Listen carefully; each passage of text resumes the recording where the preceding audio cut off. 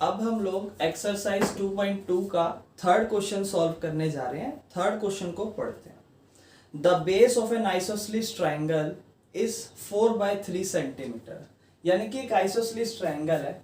एक isosceles triangle की एक खासियत होती है, वो ये होती है कि उसकी कोई भी दो साइड्स इक्वल होती हैं। ठीक है ना। जैसे ज़्यादातर आपको यही दो साइड्स इक्वल मिलेगी, पर ये ज़रूरी नहीं है कि यही दो साइड्स इक्वल हो। ये दो भी इक्वल्स हो सकती है अगर आप इसे चेंज कर दो, है ना। तो बस इतना समझना है कि एक आइसोसेलेस ट्राइंगल में दो साइड इक्वल होती है। ठीक है ना। इससे हमारा आंसर निकलेगा, ये बात भी ध्यान रखना। इससे हम हिंट बना लेते हैं कि टू साइड्स आर इक्वल। दो साइड्स इक्वल होती हैं, मगर ये कब होती है ये नहीं पता। मतलब कौन सी है, कब नहीं, मतलब कौन सी है ये हमें नहीं पता। ठीक है ना। अब इसके बाद क्या बोलता है, ठीक है ना। The base of N isosceles triangle is 4/3 centimetre. यानी कि इस आइसोसेलेस ट्राइंगल का ये बेस ही होता है, आपको पता होगा, क्योंकि बेस ये है इस ट्राइंगल का, तो ये 4/3 सेंटीमीटर है। अब देखो एक सवाल मन में उठ सकता है कि भैया 4/3 सेंटीमीटर अगर ये है तो ये दोनों साइड इक्वल होगी, ऐसा मान लेते हैं। जरूरी नहीं है, क्या पता ये भी 4/3 हो, ये दोनों सेम हो, या फिर ये 4/3 हो, ये दोनों सेम हो, या फिर ये दोनों ही अलग हो, कुछ भी हो सकता है, हमें नहीं पता अभी। बस इतना पता है बेस इज 4/3 सेंटीमीटर। उसके बाद कहता है उसके बाद the perimeter of a triangle is 4 and 2/15 centimetre. अब इस ट्राइंगल का आपको पेरीमीटर भी दे दिया। Perimeter of triangle is 4 and 2/15 centimetre. आपको अगर एक ट्राइंगल का पेरीमीटर का फॉर्मूला पता हो, किसी भी ट्राइंगल, जरूरी नहीं आइसोसेलेस इक्विलैटरल, किसी भी ट्राइंगल का, तो भैया सिंपल सी चीज है, तीनों ट्राइंगलों की साइड जोड़ दो। परिमाण मतलब बाउंड्री, पेरीमीटर मतलब बाउंड्री। सो तीनों साइड्स को जोड़ दो, यानी कि साइड 1, ठीक है ना, प्लस साइड 2 प्लस साइड 3, तीनों साइड को जोड़ दोगे तो this will become which is equal to 4 and 2/15 centimetre. ये आपको पता ही है, ठीक है ना। यानी कि side plus side is equal to 4 and 2/15 centimetre. क्यों? पेरीमीटर ऑफ ट्राइंगल जो होता है वो तीनों साइड्स का सम होता है ना। तो ऐसे भी बोल सकते हो, अगर हम इस साइड को ए मान रहे हैं, इसको बी, लेकिन ऐसा भी मत करना। क्यों मत करना? क्योंकि आप linear equation in one variable कर रहे हो, अभी कुछ मत मानो, छोड़ दो सबको, ठीक है ना। अब ध्यान से सुनना, ये आपको बात पता चल गई है कि तीन साइडें होंगी और ये तीनों साइडों का सम इक्वल होगा इसके। उसके बाद आगे की बात करते हैं। बोलता है what is the length of either of the remaining equal sides. पहली चीज तो आपको बोल दिया कि ये दोनों साइडों का लेंथ बताओ, और लेकिन लास्ट में एक चीज और बोल दी, वो उससे तो आंसर खत्म ही हो जाता है। बस वही है इसका आंसर।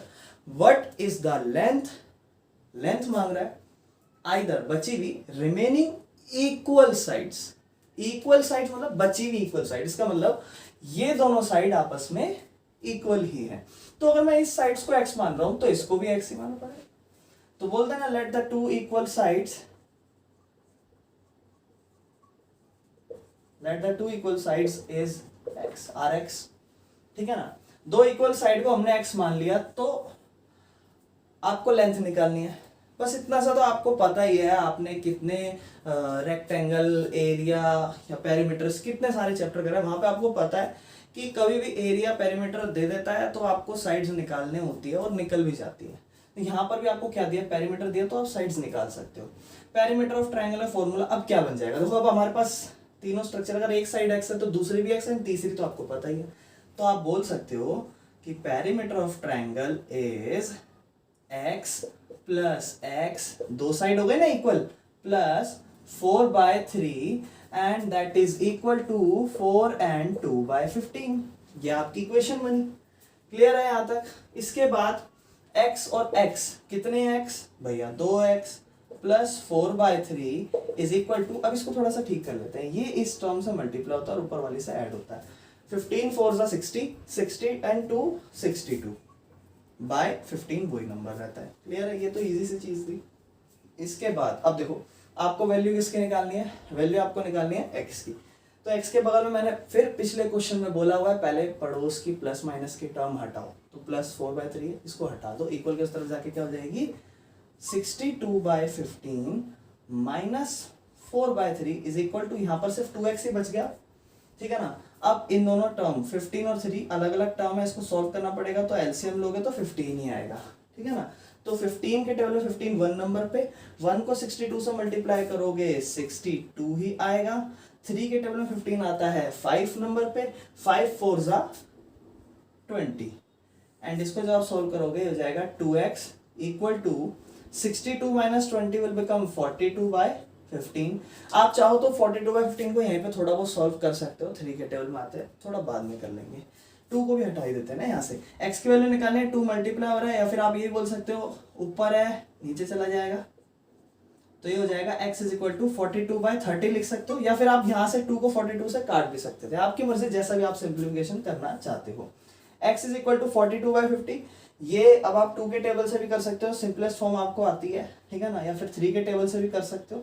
सो ये हो जाता है आपका 21, अगर हम 2 के टेबल से करें ये हो जाता है 15, तो 21 और 15 फिर से 3 के टेबल में 7 एंड 5। सो वो नंबर आपका क्या है, मतलब वो जो इक्वल साइड्स है वो 7/5 है। अगर एक 7/5 है तो आप बोल दोगे the length of either remaining equal sides are 7/5। Clear है? इसके बाद अगला क्वेश्चन करते हैं, इस क्वेश्चन को आप उतार लो, ठीक है ना। चलिए अब हम आते हैं हमारे फोर्थ क्वेश्चन पे। फोर्थ क्वेश्चन थोड़ा सा छोटा है और इस चीज को समझना देखो अच्छे से। बोलता है सम ऑफ 2 नंबर इज 95। 2 नंबर है और उन दोनों को अगर हम जोड़े तो 95 बनता है, यानी कि एक नंबर होगा और एक और नंबर होगा और उन दोनों नंबर को जोड़ें तो 95 बनता है। अब मैं थोड़ा सा आपको एग्जांपल देता हूँ। मैंने कहा 2 नंबर है उनको जोड़ के 10 बनता है। मैंने कहा 2 नंबर है उन्हें जोड़ के 10 बनता है। मैंने अगर आपको पहला नंबर बता दिया, मैंने बोला पहला नंबर है 2, तो बताओ दूसरा नंबर क्या है। आप बोलोगे भैया 8, क्योंकि 2 और 8 को जोड़ के 10 बनता है। ये 8 कैसे निकाला, बस इतना बता दो मुझे।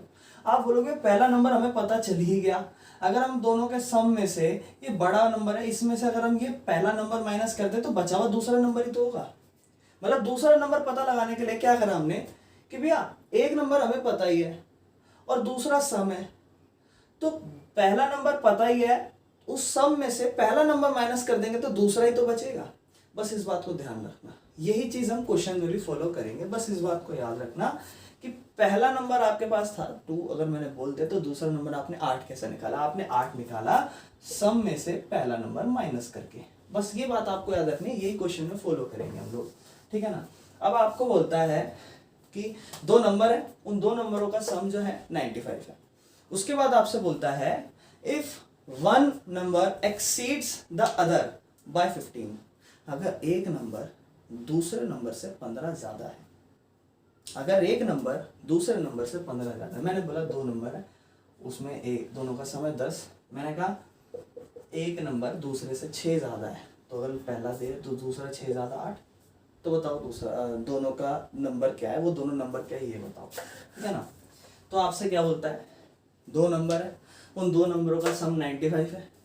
If 1 number is exceed other by 15, अगर पहला नंबर या फिर दूसरा नंबर, मतलब कोई भी एक नंबर दूसरे नंबर से 15 बड़ा है, 15 ज्यादा है, तो बताओ वो दोनों नंबर क्या होंगे। मतलब जो भी पहला नंबर होगा उस दूसरा उससे 15 ज्यादा ही होगा, ठीक है ना।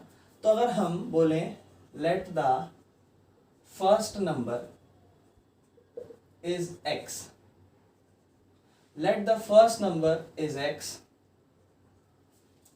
so second नंबर क्या होगा।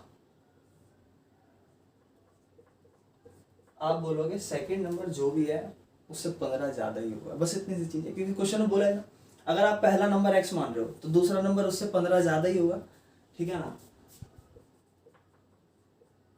क्लियर है ये चीज कि अगर आप एक नंबर को x मान रहे हो तो दूसरा उससे 15 ज्यादा ही होगा, ठीक है ना। तो और इन दोनों नंबरों को अगर हम जोड़ दें तो वो बन जाता है 95, क्योंकि बोला ना first number and second number का जो सम है विच इज इक्वल टू 95।